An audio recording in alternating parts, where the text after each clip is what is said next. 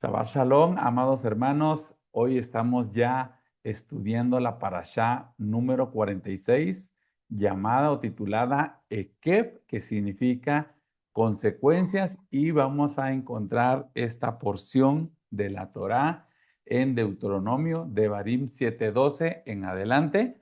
Vamos a estudiar esta impresionante, para mí se me hace tan profunda esta parashá, y vamos a ver qué consecuencias vamos a obtener, como dice ahí en Devarim 7:12, y como consecuencia de haber hecho Shema, estos decretos, estos mishpatim, y haberlos guardado y puesto por obra. Es importante remarcar esa palabra en hebreo que es asitem, que es traducido puestos por obra. Adonai tu Elohim guardará contigo el pacto y la misericordia que juró a tus padres. Así inicia esta tremenda parashá. Y esa palabra keb significa literalmente consecuencia, también significa talón, huella, como resultado de motivo, recompensa. Esta palabra keb es polisémica o polivalente, que dependiendo del contexto o después del texto, podemos encontrar su significado o qué es lo que el Eterno nos quería decir a través de su palabra. Por ejemplo, una palabra polisémica puede ser banco, ¿sí? Puede significar un banco donde se puede uno sentar, pero también se puede referir a una institución financiera.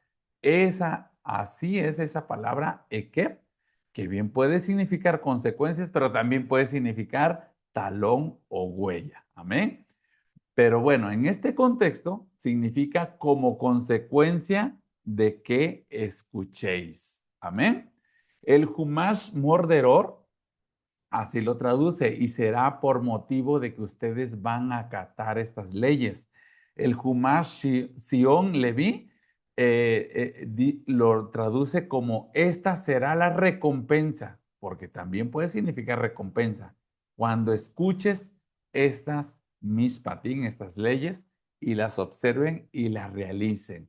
Guardará Hashem tu Elohim para ti el pacto y la benevolencia que prometió a tus padres. Hay dos palabras importantes en este texto, ¿sí? La de obedecer y poner por obra.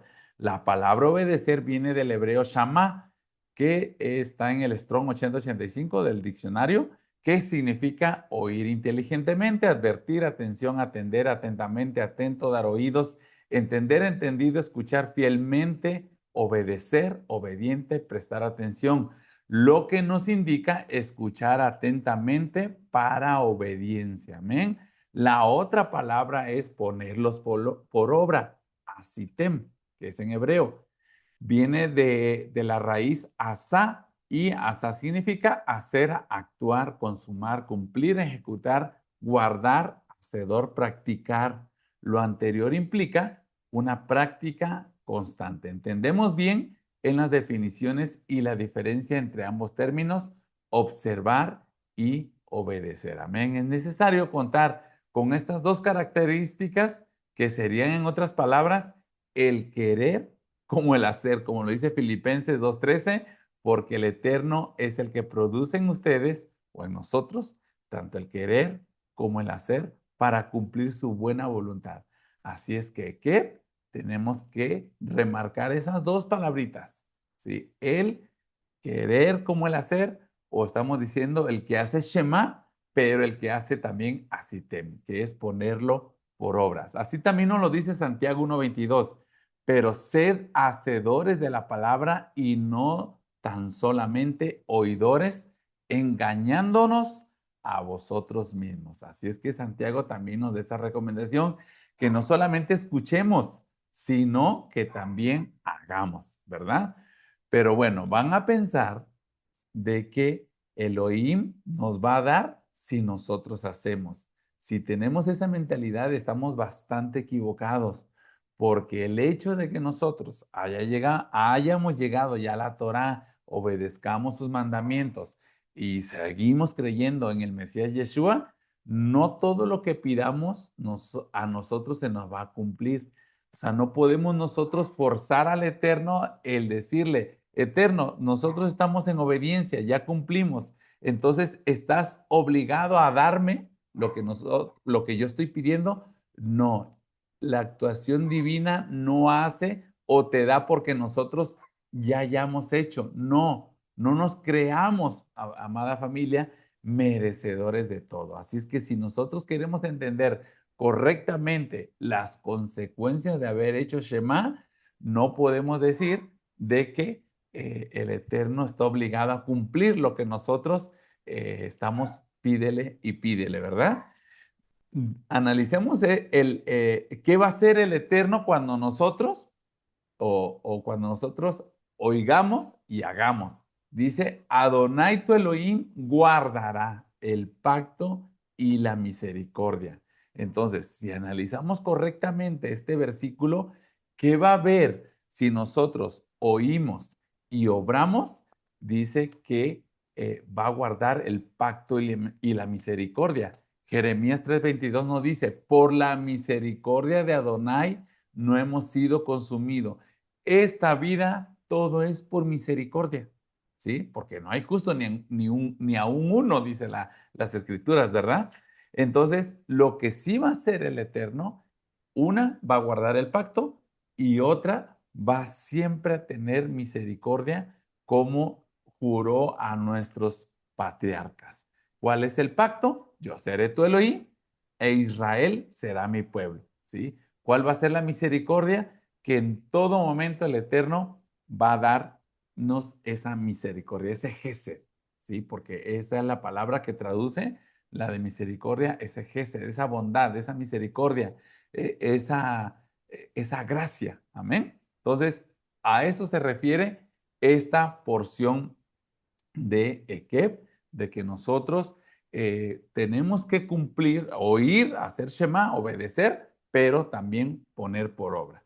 En el pensamiento hebreo, estas frases no van a aplicar, que si tú das un peso, el Señor te da dos, que si diezmas, el Eterno te va a multiplicar, que si obedezco para que el Eterno me bendiga. No, esas frases no funcionan aquí en la perspectiva hebrea. ¿Sí? El soberano al soberano y eterno Elohim no podemos exigirle nada por haber ya cumplido estos mandamientos. No, por ejemplo, vamos a hablar de este día Kadosh, este día sagrado que nosotros debemos de guardar. Si guardamos el Shabbat solo para cumplir el mandamiento, no nos va a servir eso, familia.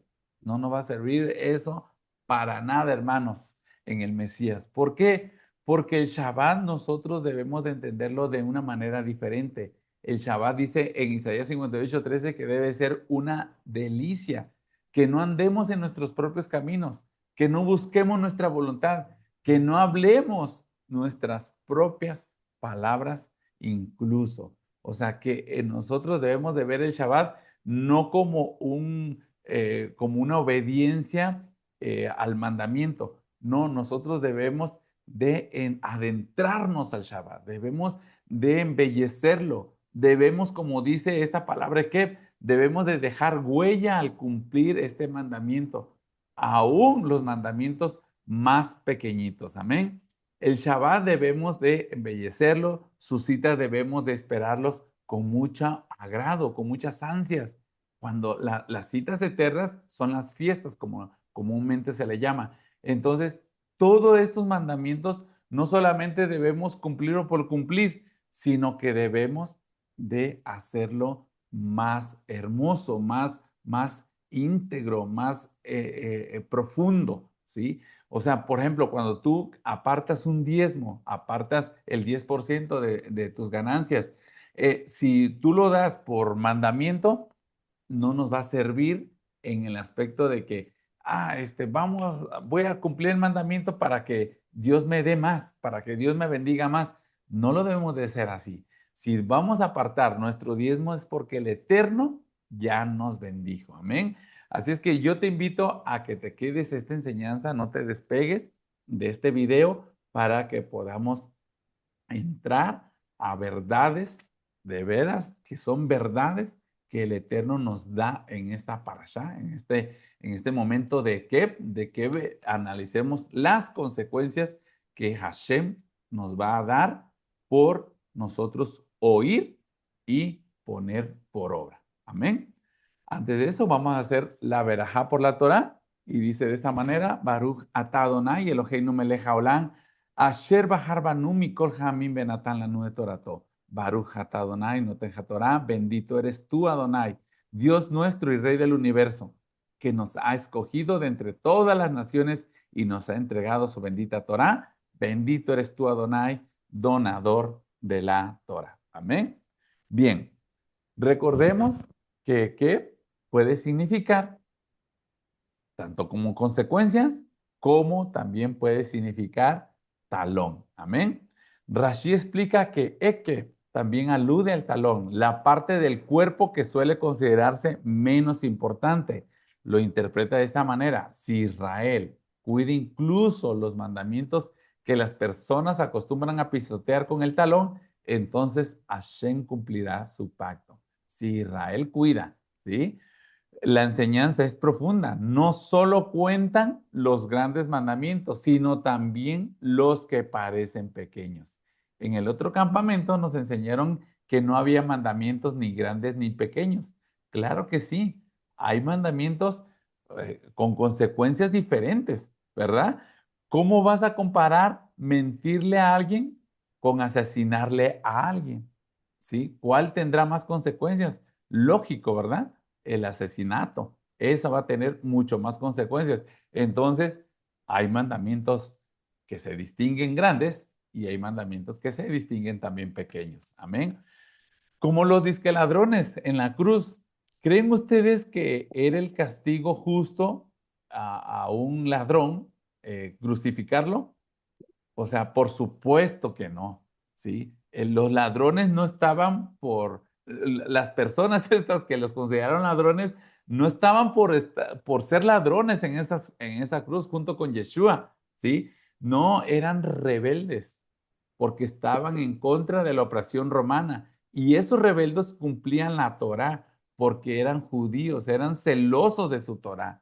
Por ello estaban colgados juntos con Yeshua. O sea, que es una mentira que lo que nos han dicho en las traducciones, que las personas que estaban también en un madero junto a Yeshua, uno a su lado izquierdo y otro a su lado derecho, no estaban por ladrones, ¿sí? Porque la Torá trata diferente a un ladrón, a uno que se revela, ¿verdad? Incluso la ley romana también, y por eso los tenían colgados, porque eran rebeldes, porque eran celosos de la Torá. Amén. Ahora, también podemos analizar el nombre de Jacob, que significa agarrado del Ekeb, agarrado del talón de su hermano Esaú, ¿sí? Entonces, Ekeb también, como ya se los dije a la introducción, que también significa talón, ¿sí? Acab significa agarrar por el talón o seguir los pasos de alguien. Por eso le pusieron a Jacob el nombre de Jacob. O sea, no, a Jacob le pusieron Jacob en hebreo. ¿Por qué? Porque significa eso, agarrado del talón. Muy bien. Literal, sí, Jacob venía agarrado del talón de Esaú, así lo dice en Bereshit 25:26. Dice: después salió su hermano, trabada su mano al calcañar de Esaú, y fue llamado su nombre Jacob. ¿Sí? Entonces, Ekeb puede también significar que estamos pisoteando con el talón mandamientos que para nosotros no son importantes. Por ejemplo, el uso de los tzitzit, tal vez a algunos se les haga menor o decir, no es tan importante usar tzitzit. Claro que tenemos que observarlos también, o el uso de la mezuzá en nuestras puertas, ¿sí? O cuando dice el Eterno, o te comes la gallina o te comes los huevos, pero no te puedes comer las dos cosas. Si encuentras una gallina anidando arriba de sus huevos, o sea, no te comas las dos, o sea, tanto la gallina como los huevos, no. O cómete la gallina o cómete los huevitos, con el fin de que siga perpetuándose la especie de la gallina, ¿verdad? Nuestro Salvador y Maestro nos los enseñó de esta manera. Yeshua, de hecho, enseñó que hay mandamientos pequeños, pero ¿qué vamos a hacer con esos mandamientos pequeños? Nos dijo nuestro Maestro y Salvador que ningún mandamiento debe de ser despreciado en un sentido figurado a pisarlos con el talón. En Mateo 5, 17 al 18 declaró que no vino a abolir la Torá, ni los profetas, ni los salmos, y que mientras exista el cielo y la tierra, nada pasará de ella. Pero en el verso 19 nos dice que de manera que cualquiera que quebrante uno de esos mandamientos muy pequeños y así enseñe a los hombres, muy pequeño será llamado en el reino de los cielos, mas cualquiera que los haga y los enseñe, éste será llamado grande en el reino de los cielos. Dice quebrante. El verbo griego es lió, significa desatar, soltar, anular, invalidar, abolir. No se refiere simplemente a cometer un pecado ocasional, sino a declarar que un mandamiento ya no tiene validez o enseñar a otros a ignorarlo. Muchos estudiosos consideran que Mateo 5:19 desarrolla la idea de Mateo 5:17. Si Yeshua no vino a abolir la Torá, tampoco aprueba que otros lo invaliden. Uno de esos mandamientos muy pequeños, dice esa expresión. En el judaísmo, en el siglo I, existía la costumbre de hablar de mandamientos grandes y de mandamientos pequeños. Sin embargo, esto no significa que algunos fueran insignificantes. Más bien, todos provenían más bien de el Eterno, aunque algunos parecieran tener menor peso legal. En la Mishnah Abod 2.1 enseña que seamos tan cuidadosos con un mandamiento ligero como uno tan grave, porque no conoce la recompensa de esos mandamientos. Esto refleja un principio muy cercano al de Mateo 5:19, a lo que nos enseñó Yeshua en ese pasaje. Amén. Así enseñe. Yeshua no solo habla de la conducta personal, también habla del maestro. En la tradición judía, siempre cuando se habla de enseñanza, que nos enseña que debemos de vivir correctamente, era importante, pero más importante era enseñar, ¿sí? Porque tenía una responsabilidad mayor. Ahí en pantalla le puse eso. Tienes más responsabilidad en enseñar que en obedecer. Entonces, Yeshua hace ese énfasis.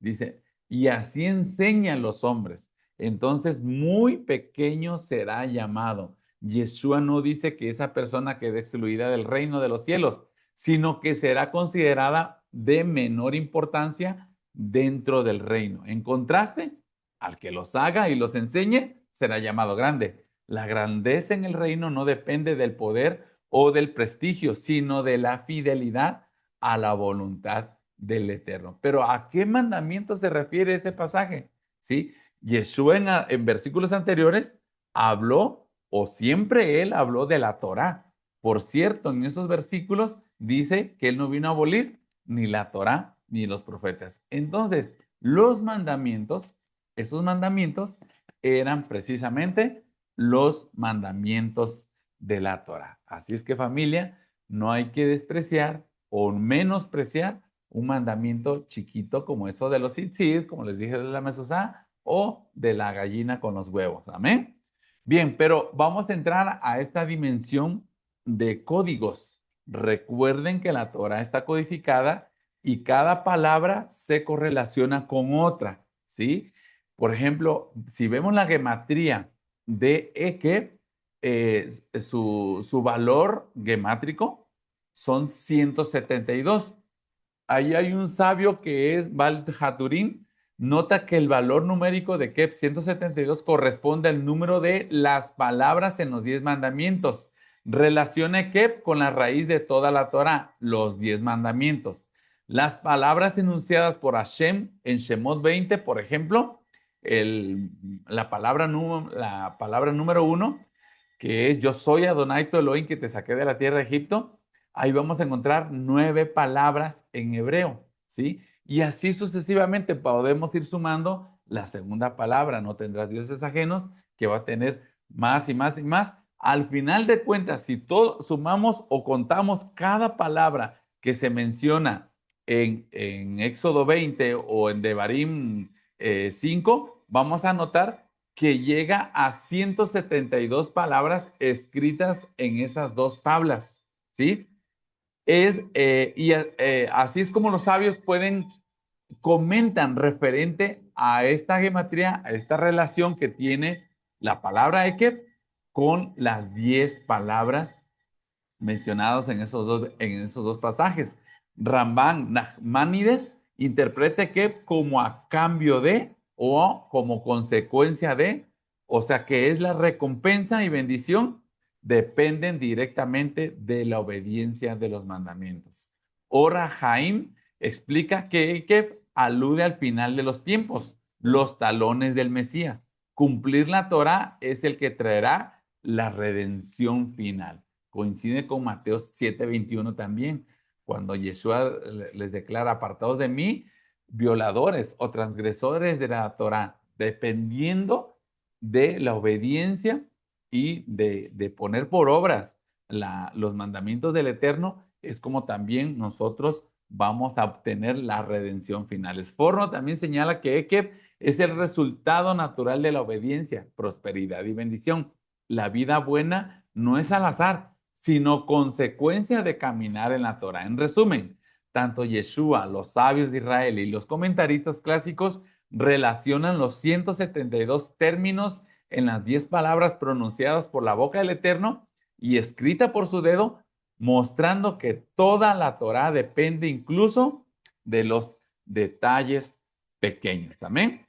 Pero bueno, avanzamos en esta parashá y en el versículo 7:13 de Devarim o Deuteronomio aparece como las consecuencias o lo que dice el Eterno que va a guardar el pacto y la misericordia. Como diciendo además, y te amará. ¿Sí? Rashi comenta que este amor es una manifestación del cumplimiento del pacto que Hashem hizo con los patriarcas.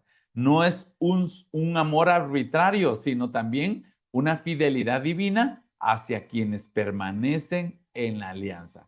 Aquellos que permanecemos obedeciendo, seguimos permaneciendo en la alianza. Entonces, el Eterno nos va a amar. ¿Y qué tanto damos a aquella persona que amamos, verdad? Entonces, así es el Eterno.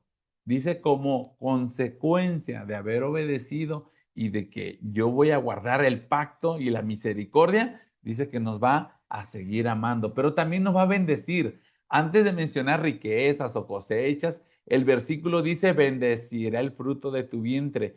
Los sabios observan que la primera riqueza de Israel no eran los bienes materiales, sino las generaciones futuras. En el pensamiento hebreo, los hijos representan continuidad del pacto, pero también preservación de la Torá y también esperanza para el futuro. Por ello, la fertilidad aparece primero. Y la tercera palabra, te multiplicará, se refiere a la tierra donde vamos a sembrar.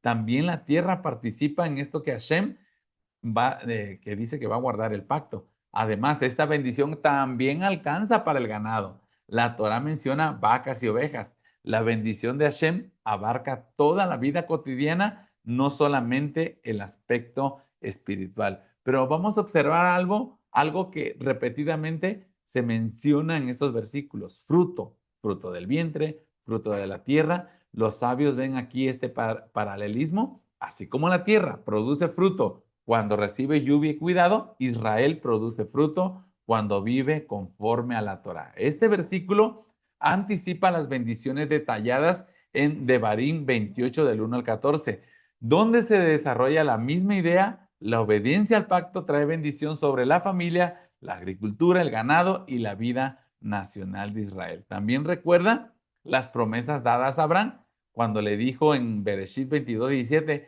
te bendeciré y te multiplicaré tu descendencia. Así el Eterno nos dice en Devarim 7:13: te amará, te bendecirá y te multiplicará. Si vemos desde una perspectiva mesiánica, vemos un principio espiritual, además de este sentido literal, porque es tanto literal como espiritual. La obediencia al pacto produce fruto en la vida del creyente. Esto se relaciona con las palabras de Yeshua en Juan 15:5, donde enseña que permanecer en él produce mucho fruto. Y en Gálatas 5:22, donde describe el fruto del Espíritu. En ambos casos, el fruto es la evidencia de una relación viva con el Eterno. Pero aquí hay una promesa también muy fuerte este, de sanidad. No solo sanará las existentes, sino también va a prevenir las que lleguen. En este versículo, en Devarim 7:15, muestra la protección divina, incluye también la salud del pueblo. Apartará de ti toda enfermedad. Ahí está en pantalla del versículo. Dice, apartará Adonai de ti toda enfermedad. No solo significa sanar una enfermedad existente, sino prevenir a las que puedan venir. Los comentaristas explican que el Eterno promete preservar a Israel de males que normalmente afectarían a las naciones. El comentarista Esforno señala que la obediencia a la Torah conduce a una vida ordenada y santa bajo la protección del Eterno. Amén. Pero dice, las enfermedades de Egipto, en hebreo es Matbei Misraim, literalmente significa los males o las enfermedades de Egipto. Según los sabios, Rashi se trata de las 10 plagas, pero Ibn Ezra dice que son enfermedades comunes en Egipto debido a las condiciones climáticas y sanitarias. Pero la expresión que tú conoces indica que Israel fue testigo tanto las 10 mofet, las 10 plagas, o enfermedades comunes en Egipto. La Torah no dice kol jolí, toda enfermedad, dice matbei misraim.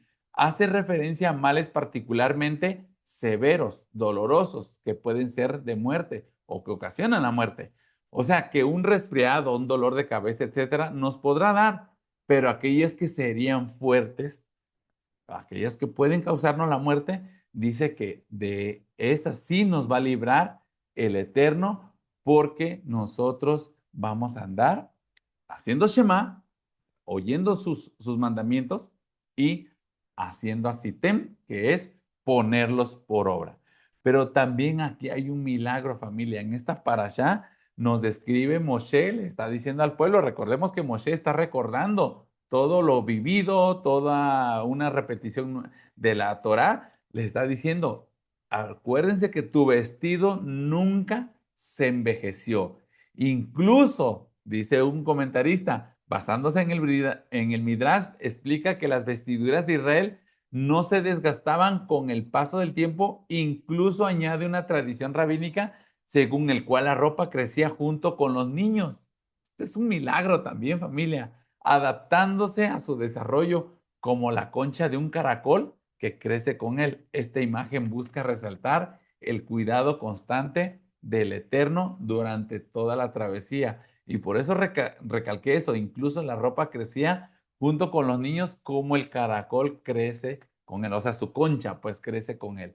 Así cuando va haciéndose más grande, igual su conchita se va haciendo más grande. Así le pasaba a los niños en esos 40 años de Israel, que también su ropa iba creciendo. No hubo ni necesidad de ir a la tienda a estar comprando nuevas ropas. No, Ramban Nachmanides dice, consideré este hecho como un milagro continuo. No solo el maná era sobrenatural, también lo era la preservación de la ropa y del calzado, mostrando que el Eterno suplía todas las necesidades del pueblo. A mí se me hizo impactante también que el vestido nunca se envejeció, ni tu pie se ha hinchado también, otro de los milagros. ¿Sí? En hebreo dice baragleja lo batseja. El verbo batzak significa aquí hincharse o inflamarse. Después de 40 años caminando por un desierto pedregoso y de mucha temperatura, muy caluroso, muy caliente, sería normal sufrir pies hinchados, ampollas, fatiga extrema, etcétera. Pero, sin embargo, Dios preservó físicamente al pueblo. Esforno comenta que esta protección les permitió caminar sin quedar incapacitados, demostrando la providencia divina en los aspectos cotidianos. También fue un milagro excepcional. Amén. Bien, pero concluyendo con esta introducción a la parashá de Kep, quiero compartirles este versículo que se me hizo tan importante. Dice Yeshua en Juan 14:21, el que tiene mis mandamientos y los guarda, ese es el que me ama. Y el que me ama será amado por mi Padre y yo le amaré. ¿Y qué dice? Me manifestaré a él. Así es que cuando nosotros guardamos esos mandamientos, demostramos que amamos al Padre, demostramos que amamos a Yeshua, aquel que dio su vida por nosotros. Y la promesa es, yo lo amaré, yo lo multiplicaré, yo lo sustentaré, me manifestaré. ¿Qué quiere decir ese término manifestarse? O sea, que así como hizo milagros cuando Él vino en carne, así nos va a hacer milagros porque nosotros estamos amándolo, demostrando que estamos guardando sus mandamientos, amándolo a Él, a Yeshua, al Padre. Entonces, promete que Él nos va a amar y se va a manifestar sanándonos enfermedades, ¿sí? Limpiándonos de todo pecado. Y el Eterno es tan fiel y dice que su misericordia va a permanecer. Su pacto va a permanecer, pero también su misericordia con nosotros. Así es que yo les doy muchas gracias a todos los que han escuchado este video porque están haciendo Shema Israel. ¿Qué están haciendo? Están escuchando inteligentemente, pero obedeciendo y también poniéndolos por obra. Que el Eterno les bendiga, que sigan teniendo un Shabbat Shalom y que estén en comunión con el Eterno y en la convivencia con su familia. Así es que Shabbat Shalom.